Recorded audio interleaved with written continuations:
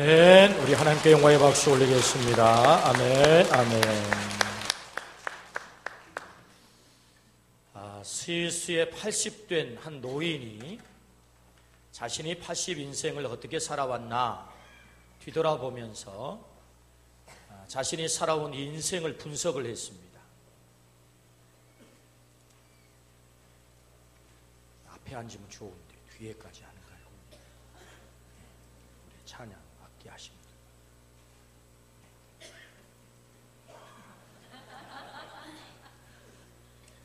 거기까지 가려고 그러니까 힘들잖아요. 나오기도 힘들고. 다시 시작합니다.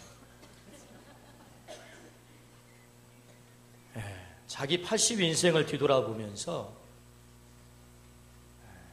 자기가 어떻게 인생을 살아왔나 이렇게 분석을 해본 거예요. 잠자는데 26년, 일하는데 21년, 텔레비전을 보는데 7년, 밥 먹는데 6년, 또 약속에서 기다린 시간이 5년, 불안스럽게 혼자 낭비하며 보낸 시간이 5년, 담배 피우는데 1년, 그리고 세면하는데 228일, 아이들과 노는 시간 26일, 넥타이 차는데 18일, 그리고 행복했던 시간 46시간. 자기 인생을 뒤돌아서 분석을 해보니까 그렇게 된 거예요. 행복했던 시간이 고작 46시간. 물론 개인 차이는 있을 것입니다. 개인 차이는 있겠지만 아마 우리의 인생도 뒤돌아보면 잠자는데, 밥 먹는데, 일하는데, TV 보는데 아마 대부분의 시간들을 많이 이렇게 보내게 될 것입니다. 어떻게 하면 우리가 행복할 수 있을까? 그 많은 시간 가운데 고작 46시간뿐 행복했던 시간이 그것뿐이라고 한다면 참 이 인생이 과연 이게 성공적 인생일까? 우리는 모두가 행복하기를 원합니다. 그 행복을 목표해서 우리가 가죠. 그러나 사람들은 그렇게 목표한 행복을 그렇게 얻지 못하고 산다는 것입니다. 행복은 어떻게 우리에게 주어지는 것입니까? 우리의 행복은 의미 있는 일에 우리의 시간과 삶을 투자했을 때 주어지는 열매가 행복입니다. 의미 있는 삶의 시간을 투자하고 삶을 투자했을 때 주어지는 것이 행복이다. 그렇다면 의미 있는 일이 무엇일까? 요리문답 제1번에 인생의 목적이 뭐냐? 여호와를 하나님을 영화롭게 하는 것이고 영원토록 그를 즐겁게 하는 것입니다 라고 우리 인생의 목적을 정확하게 명시를 했어요. 하나님을 영화롭게 하는 것과 그를 영원토록 즐거워하는 것이 우리 인생의 목적이다, 본분이다. 그러므로 여러분, 의미 있는 일이 무엇입니까? 나를 보내신 하나님을 영화롭게 하는 것이고 그분을 기쁘게 해드리는 것이야말로 내 인생의 가장 의미 있는 일이다. 이 의미 있는 일을 통해서 우리는 행복하게 되는 것입니다.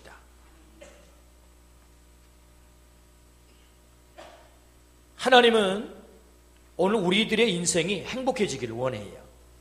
그러므로 이 땅에서 살아가면서 가장 의미 있는 그 일을 하라 그렇게 말씀하세요. 가장 의미 있는 일은 나를 보내신 그 하나님을 기쁘시게 해드리는 것이다. 그럴 때 하나님은 우리에게 선물로, 행복이라고 하는 선물로 주시는 거죠. 그러므로 오늘 하나님은 말씀을 통해서 하나님을 기쁘게 해드리는 것이 어떤 것이며 기쁘게 해드리는 삶은 어떤 삶인가를 우리에게 가르쳐 주세요.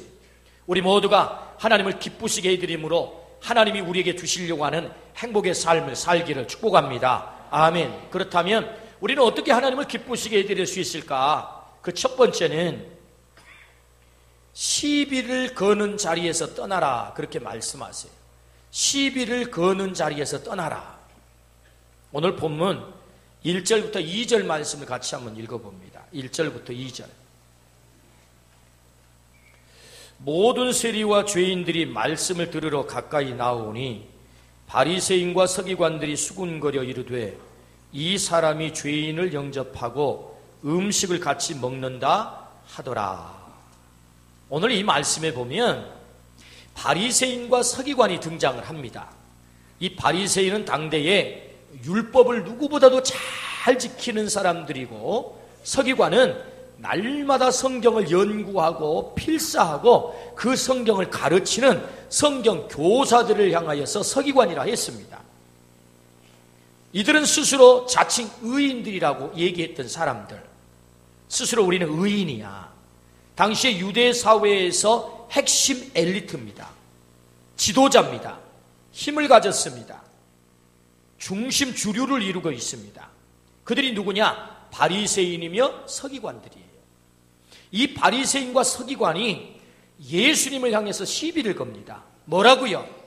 아니, 어떻게 저런 세리와 죄인들과 예수님께서 어울릴 수 있단 말입니까? 함께 음식을 먹을 수 있단 말입니까? 당신 틀렸습니다.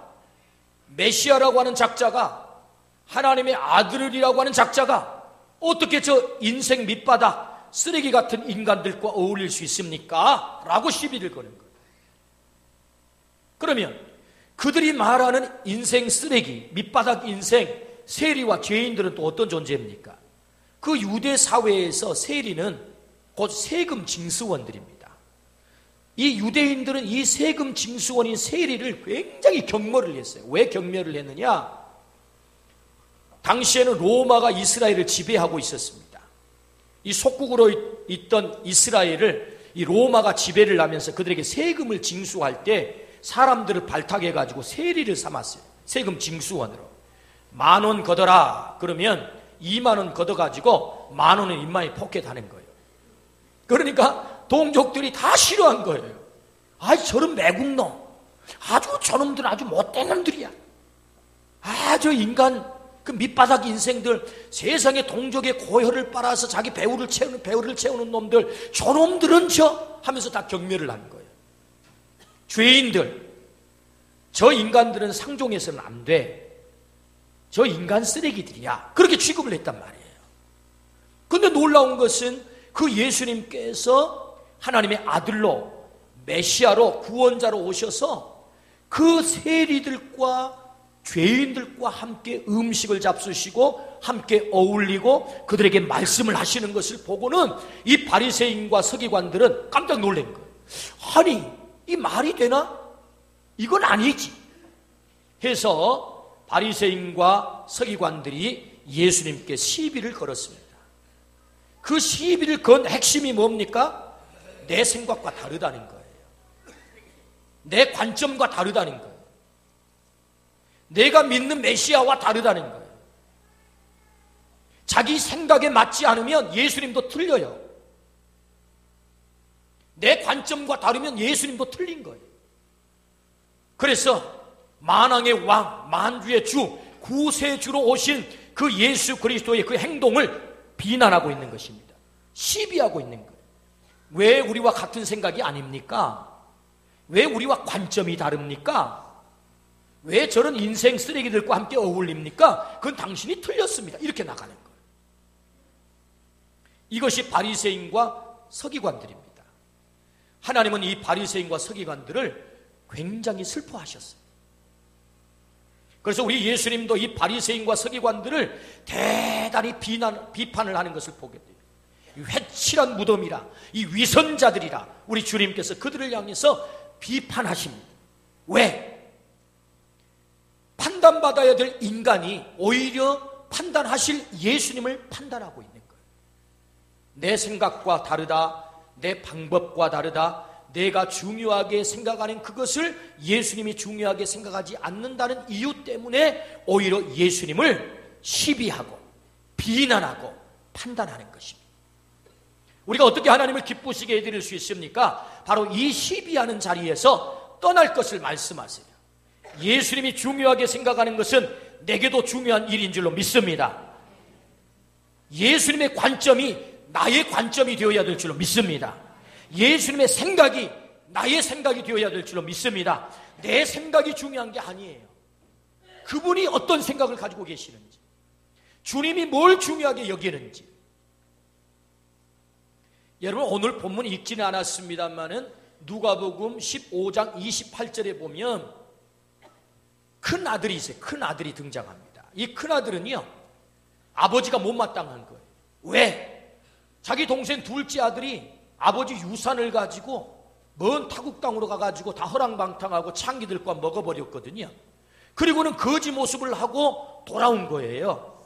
도저히 받아들일 수 없는 그 둘째 아들, 형님 눈으로 보니까 이 둘째 아들은 이게 족보에서 파버려야 됩니다. 이런 아들은 아버지와 부자의 연을 끊어야 돼요. 아들 자격이 없어요. 이런 아들을 집에 받아들이면 안 되는 것입니다. 여러분, 멀쩡히 아버지가 눈 시퍼렇게 뜨고 있는데 아버지 유산을 주세요. 이게 무슨 얘기입니까? 아버지 죽으란 얘기지. 이게 아들입니까? 거기다가 세상에 그 유산을 가지고 가가지고 그 사업에 성공을 해서 금이 환영했으면 좋겠는데 세상에나 다 말아먹어버리고 거지 몰골을 하고 찾아온 그런 아들.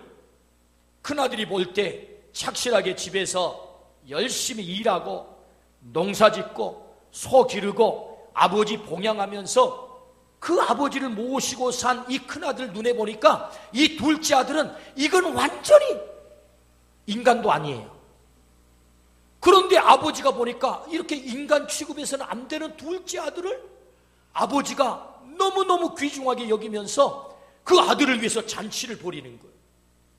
이 큰형이 화가 난 거예요. 큰아들이 화가 났어. 그래서 15장 28절에 보면 아버지에게 노했다, 화를 냈다. 화를.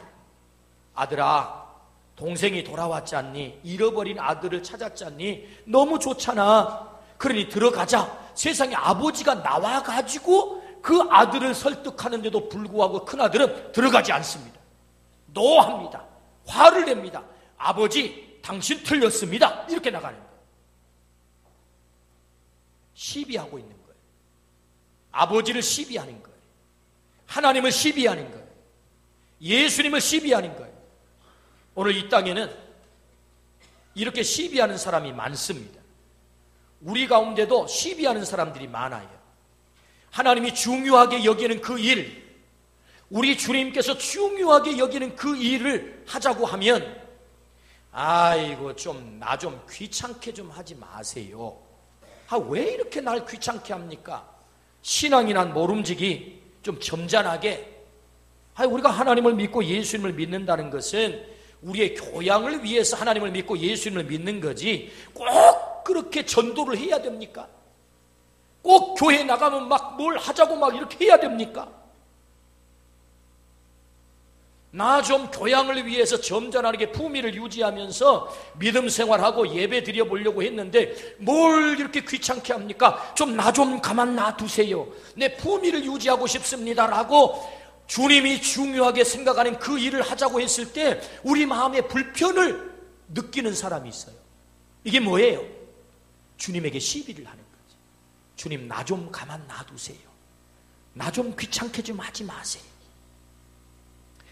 그 사람이 교회도 알고 예수님에 대해서도 들어봤고 하나님에 대해서도 들어봤는데 아직도 교회를 나오지 않고 예수님을 안 믿는다는 말은 그가 종교의 자유를 누리고 있는 것 아닙니까? 그렇다고 한다면 굳이 종교의 자유를 누리고 있는 그의 종교의 자유를 왜 침탈해야 됩니까? 좀 가만 놔둡시다. 우리가 교양인인데 개인의 프라이버시도 좀 존중해 드리고 그래야지 뭘 굳이 가가지고 예수님을 믿어야 된다, 교회를 나가야 된다, 꼭 와야 된다 그렇게 해야 됩니까? 이게 뭐예요? 주님에게 시비를 거는 거예요. 주님, 왜 잃어버린 영혼을 자꾸 데려오라고 합니까? 주님, 당신 틀린 것 아닙니까? 현대 교양인들이 다 자기의 자유를 누리고 있는데, 종교의 자유를 누리고 있는데 꼭 굳이 그의 개인의 자유를 그렇게 침탈해야만 되는 것입니까? 이게 시비하는 거예요. 그래서 이렇게 말합니다. 나 좀 가만두세요. 나 좀 가만두세요. 내 생각과 다르다는 거지요.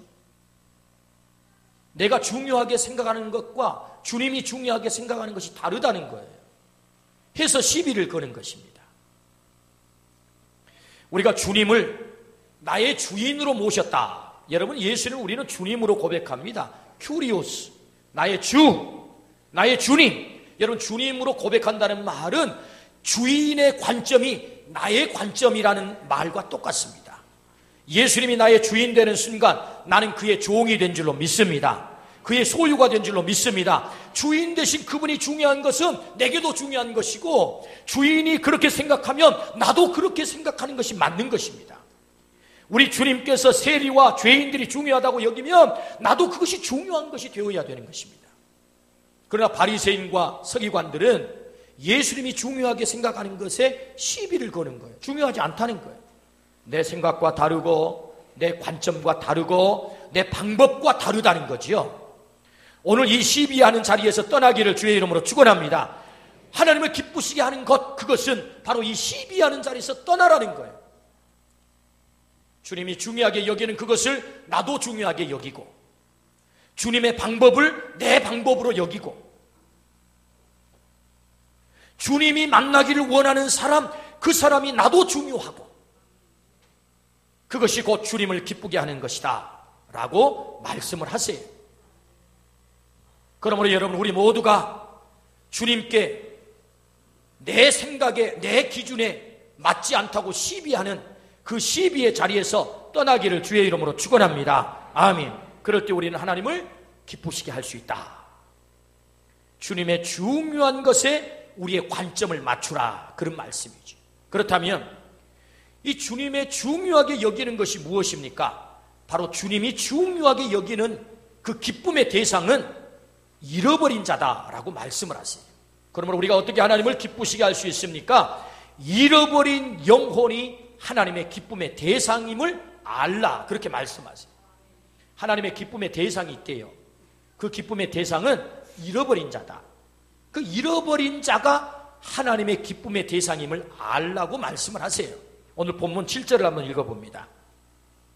7절입니다. 시작. 내가 너희에게 이르노니 이와 같이 죄인 한 사람이 회개하면 하늘에서는 회개할 것 없는 의인 99으로 말미암아 기뻐하는 것보다 더하리라. 아멘.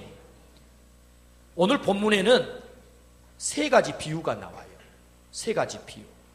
그 첫 번째는 잃은 양에 대한 비유, 두 번째는 잃은 드라크마에 대한 비유, 세 번째는 잃은 아들에 대한 비유입니다. 이 비유는 한 가지를 얘기해요. 그 잃은 것을 찾았을 때, 잃은 자가 돌아왔을 때 하늘에서는 잔치가 벌어진다. 하나님은 그것을 너무나도 좋아하신다. 잃은 양을 찾았을 때, 잃은 드라크마를 찾았을 때, 잃은 아들을 찾았을 때 하늘에 잔치가 벌어진다. 하나님은 이것을 너무너무 좋아하신다. 그렇게 말씀하세요. 그러므로 하나님의 기쁨의 대상이 누구입니까? 바로 잃은 것입니다. 잃은 자, 잃은 자. 오늘 또 하나님의 기쁨의 대상은 잃어버린 자인 줄로 믿습니다. 우리가 처음에 우리가 하나님을 믿기 전에, 우리가 예수 그리스도를 믿기 전에 우리도 잃어버린 자였어요. 하나님이 그토록 애타게 찾기를 원하셨던 그 잃어버린 영혼들이 우리였다고요. 우리가 돌아왔을 때 하늘에서 잔치가 벌어진 줄로 믿습니다. 오늘도 동일하게 아직도 하나님 앞에 돌아오지 않고 잃어버린 영혼들을 하나님이 기다리시면서 그 영혼들이 돌아올 때마다 하나님은 잔치를 하세요. 그러므로 하나님의 기쁨의 대상이 누구냐? 잃어버린 자다라고 말씀을 하세요. 여러분, 오늘 본문에 목자가 100마리의 양을 치다가 저녁 나절이 돼가지고 이제 우리로 양을 몰고 가는데 양을 세기 시작하는 거예요. 한 마리, 두 마리. 99마리까지 셌는데 한 마리가 부족한 거예요. 그래서 그 99마리를 들판에 놔두고 그 잃어버린 양을 찾기까지 찾아다니는 거예요. 마침내 그 어린 양을 발견을 했어요. 어깨에 걸매고 돌아와서 벗들을 초청해서 함께 잔치를 했다. 한 여인이 드라크마를 잃어버렸다. 여기 드라크마는 이 그리스 화폐 단위를 말합니다. 유대인들은 결혼을 할 때 신랑이 신부에게 결혼 지참금으로 10개의 드라크마를 줄에 꿰가지고 신부의 머리에 이렇게 씌워줬다고 그래요. 이 1드라크마는 하루 일한 품삯입니다. 그런데 여러분, 이 하루의 품삯의 가치 때문에 중요한 게 아니라 마치 결혼의 증표와 같은 것입니다. 그래서 이 여인에게, 이 신부에게 이 드라크마는 너무너무 소중한 거예요. 한 개도 잃어버리면 안 돼요. 그래서 그 한 개가 빠져서 도망가 버렸어요. 집안에 아주 샅샅이 찾을 때까지, 성경에 보니까 찾을 때까지 찾아서 마침내 드라크마를 발견했다. 친구와 벗을 초청에다가 잔치를 했다. 이 말씀을 듣다 보면 똑똑하신 분들은 질문을 합니다. 아니, 그 한 마리 찾겠다고 99마리를 들판에 두고 그 밤에 목자가 그 양을, 잃은 양을 찾아가면, 그러다가 99마리 다 강도 맞으면 어떡합니까? 그럼 못된 엉덩이 뿔난 양은 포기하고 99마리고 데리고 들어가야지. 이건 경제 논리에 맞지 않습니다.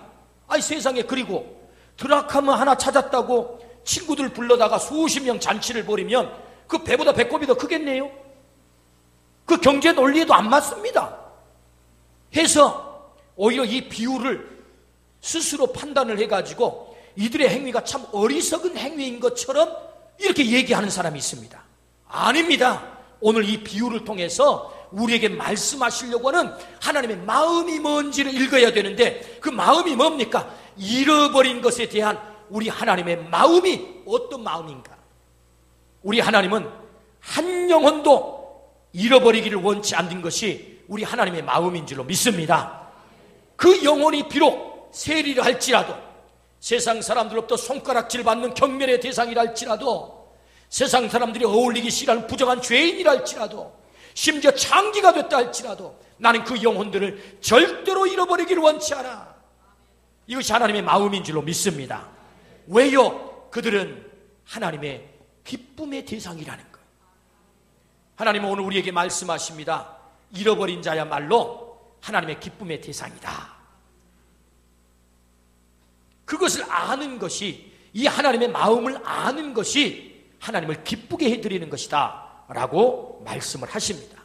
그러므로 우리 모두가 하나님의 기쁨의 대상이 누구인지를 정확하게 바라보기를 주의 이름으로 축원합니다. 하나님은 나도 기쁨의 대상이지만 아직도 하나님을 알지 못하여 잃어버린 채 세상 속에 방황하는 그 영혼이 하나님의 기쁨의 대상이다. 그가 돌아오면 하늘에서 잔치를 하신다.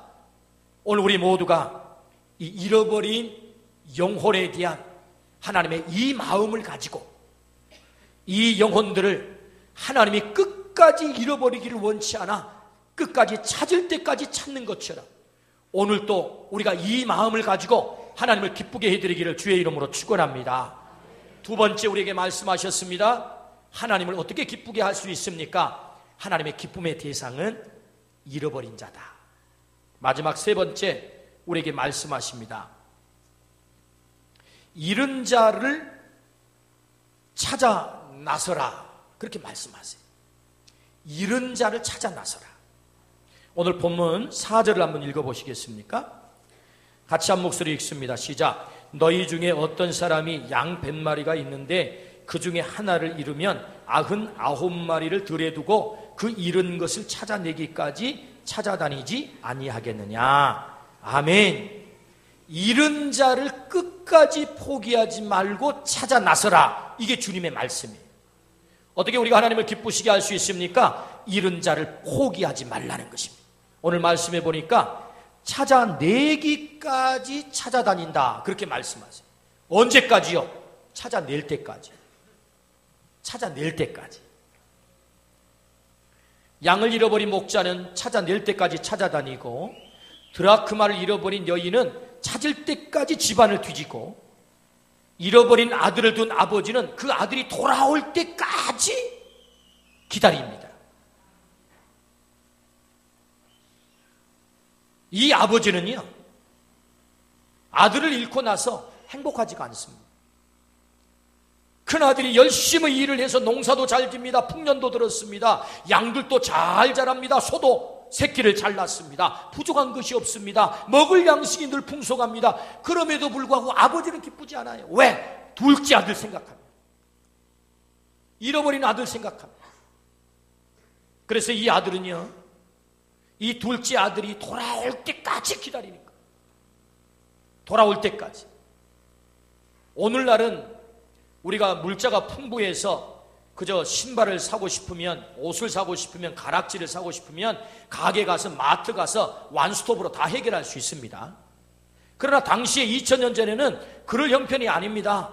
옷을 만들려면, 옷을 구하려면 한참 옷감을 만들어 가지고 옷을 지어야 되는 것이고, 신발 하나를 만들려고 해도 오랜 시간이 걸리는 것입니다. 가락지를 하나 만들려고 해도 새 공장에게 부탁을 해서 오랫동안 만들어야 되는 거예요. 그런데 여러분, 오늘 비유에 보면 아버지가 아들이 돌아오자마자 신발을 신겼다, 옷을 입혔다, 가락지를 끼웠다. 뭘 얘기합니까? 만들어 놓고 기다린 거예요. 준비해 놓고 기다렸다는 거예요. 반드시 그 아들이 돌아올 것을 믿고, 그 아들이 돌아올 때까지 나는 반드시 기다려 하고 준비해 놓고 기다렸다는 거예요. 할렐루야. 이것이 아버지의 마음이고, 이것이 하나님 아버지의 마음입니다. 그러므로 마지막 세 번째, 하나님을 어떻게 하면 기쁘시게 해드릴 수 있습니까? 찾을 때까지 찾아 나서라는 거예요. 포기하지 말고. 하나님은 이 영광스러운 일을 우리와 동역하기를 원하세요. 하나님은 전능하시기 때문에 잃어버린 자를 찾는데 당신이 직접 할 수 있어요. 우리에게 맡기지 않고 하나님께서 직접 우리에게 그 일을 행하실 수 있지만, 하나님이 직접 하는 대신에 우리에게 너희가 그 일을 하면 좋겠다라고 맡기셨어요. 왜 그런 줄 아십니까? 그것은 우리에게 무거운 짐을 지워준 게 아닙니다. 우리를 부담스럽게 하기 위해서가 아닙니다.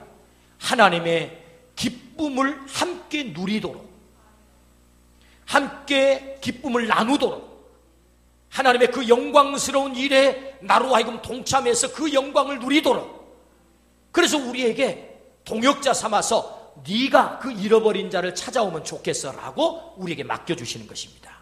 그러므로 여러분, 우리도 이 땅에서 일을 할 때 아무나 동업하지 않습니다. 뭔가 사업을 동업을 할 때도 보면 격이 맞아야 동업을 합니다. 대화가 통해야 동업을 합니다. 그리고 이익을 봤을 때 그 이익을 기쁨으로 함께 나눌 수 있는 사람과 동업을 하는 거지, 그 이익 때문에 싸우는 사람하고는 동업하지 않습니다. 오늘 이 땅에 많은 사람들이 동업하다가 왜 깨집니까? 그 이익을 기쁨으로 나누지 못해요.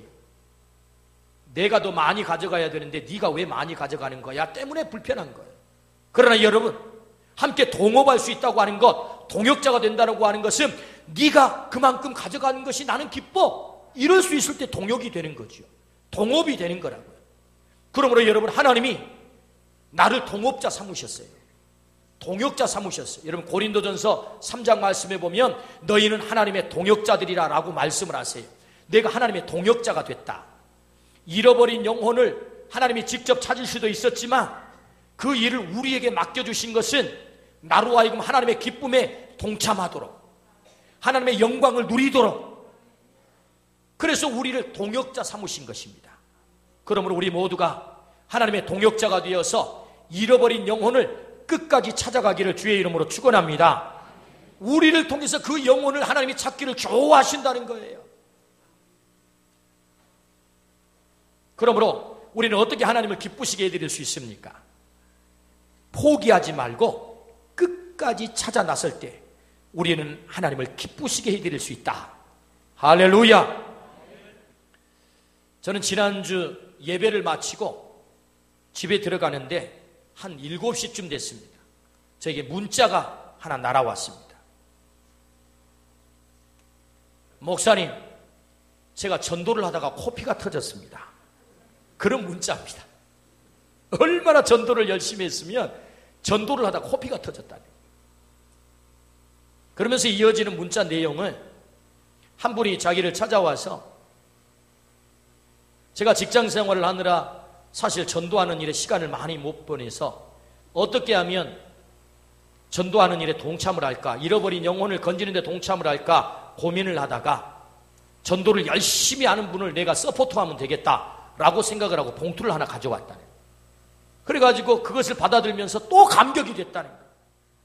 코피가 터지면서도 기뻤다는 거예요.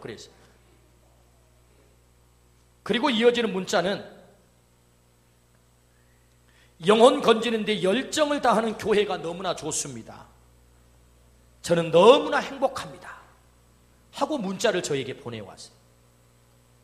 저는 이 문자를 보고 참 마음이 얼마나 기쁜지 모릅니다. 우리 하나님 참 좋아하시겠구나. 영혼 건지다가 코피가 터졌다. 여러분, 이런 문자가 오늘 밤에도 날아오기를 축복합니다. 영혼 건지다가, 잃어버린 영혼 건지다가 코피가 터졌다. 얼마나 하나님 앞에 훈장이 될까요? 하나님은 그 잃어버린 영혼에 대한 관심이 있어요. 그가 하나님의 기쁨의 대상이라고 말씀하세요. 그러므로 우리가 어떻게 하나님을 기쁘시게 해드릴 수 있습니까? 잃어버린 그 영혼을 포기하지 않고 끝까지 찾아갈 때 하나님은 그 영혼을 통해서 오늘 또 기뻐하실 줄로 믿습니다. 예수님께서 그렇게 하셨어요. 갈릴리 바닷가를 찾아가셨고, 여리고를 찾아가 세리 삭개오를 만나셨고, 사마리아를 찾아가셔서 수가성에서 창기를 만나셨고, 그래서 그들을 구원하기 위해서 예수님께서 끝까지 찾아다니십니다.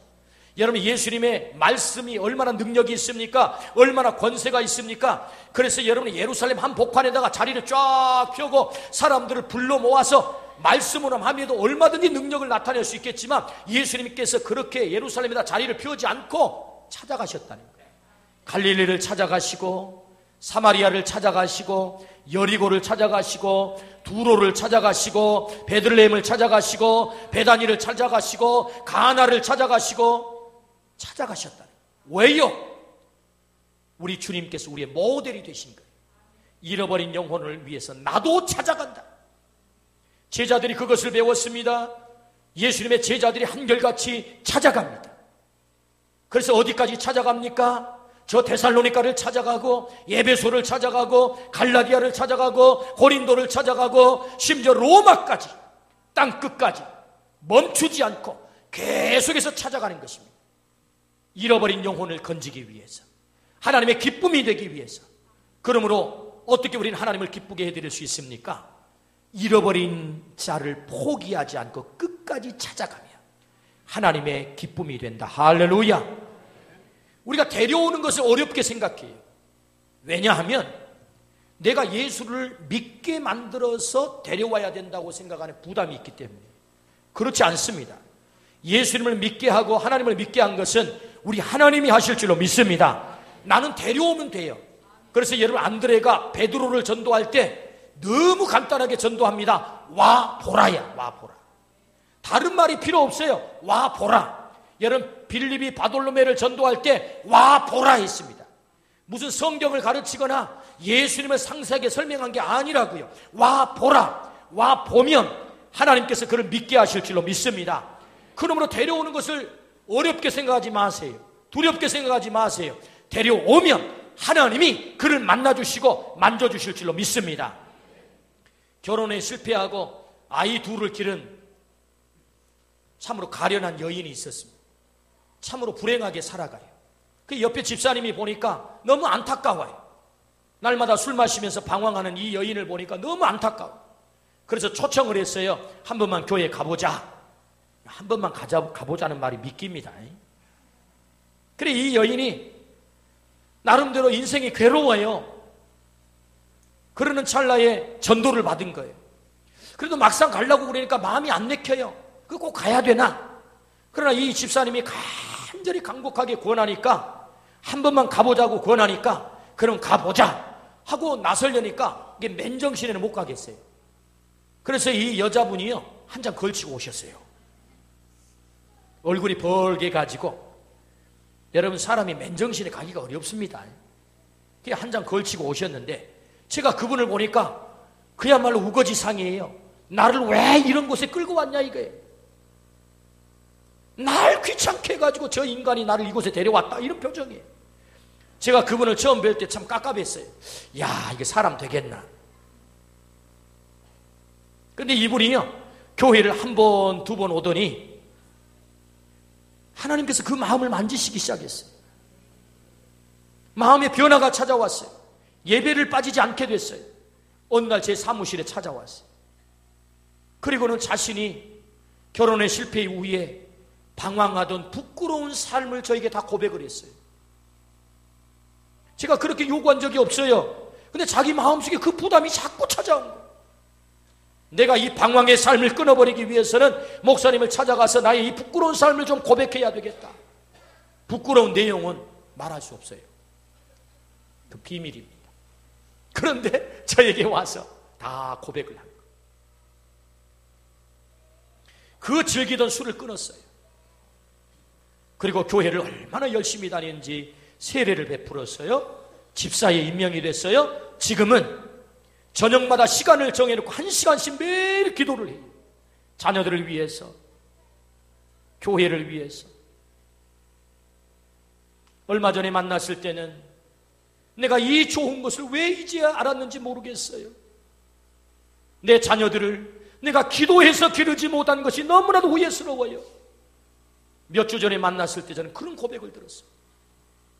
데려왔더니 하나님이 믿게 하신 줄로 믿습니다. 내가 믿게 해서 데려오는 게 아닙니다. 하나님 앞에 데려오면 하나님께서 만지세요. 믿게 하세요. 하나님을 만나게 하세요. 그러므로 여러분, 우리가 어떻게 하나님을 기쁘시게 해드릴 수 있습니까? 포기하지 말고 이름자를 끝까지 찾아가라는 거예요. 하나님의 기쁨이 될 대상인 그 이름자를 포기하지 않고 찾아가면, 그래서 주님 앞에 데려오면 하나님은 이것을 기뻐하실 줄로 믿습니다. 아멘. 하나님께 시비하는 자들이 있습니다. 주님께 시비하는 자들이 있습니다. 내 생각과 틀리다는 거예요. 내 관점과 틀리다는 것입니다. 내 방법과 틀리다는 거예요. 우리의 관점은 주님의 관점이 되어야 될 줄로 믿습니다. 주님이 중요하게 생각하는 것이 나도 중요하게 생각을 해야지, 내가 중요한 것에 주님의 관점을 맞출 수는 없어요. 그러므로 주님이 뭘 중요하게 생각합니까? 잃어버린 영혼, 세리, 죄인, 창기, 이 땅에 고통당하는 잃어버린 영혼을 오늘 또 주님은 중요하게 여긴 줄로 믿습니다. 여기에 시비가 있어서는 안 될 줄로 믿습니다. 이 시비를 떠나기를 주의 이름으로 축원합니다. 하나님의 기쁨의 대상이 누굽니까? 잃어버린 자라네. 잃어버린 양, 잃어버린 드라크마, 잃어버린 아들, 그가 내 기쁨이야. 주님 말씀하세요. 주님은 우리에게 오늘 간곡하게 부탁하십니다. 끝까지 포기하지 말고 찾아가서 데려오라. 나는 하늘에서 잔치를 할 거야. 오늘 하나님의 기쁨에 우리 모두가 동참하기를 주의 이름으로 축원합니다. 아멘. 기도하십시다. 하나님 아버지 감사합니다. 오늘 잃어버린 영혼이 있다고 말씀하십니다. 하나님이 중요하게 여기는 것을 나도 중요하게 여기고, 하나님이 잃어버린 자를 귀하게 보듯 나도 그를 귀하게 볼 수 있게 하여 주시옵소서. 그래서 우리 안에 주님을 향한 시비가 없게 하시고 하나님이 하시는 일에 시비가 없게 하여 주시옵소서. 오늘 또 찾아가서 데려오라 나에게 말씀하시니 하나님 끝까지 포기하지 않고 하나님께서 찾기를 원하시는 그 영혼을 주님 앞에 꼭 데려올 수 있도록, 그래서 하나님의 기쁨이 되게 하여 주시옵소서. 예수 그리스도 이름으로 감사하며 기도드리옵나이다. 아멘.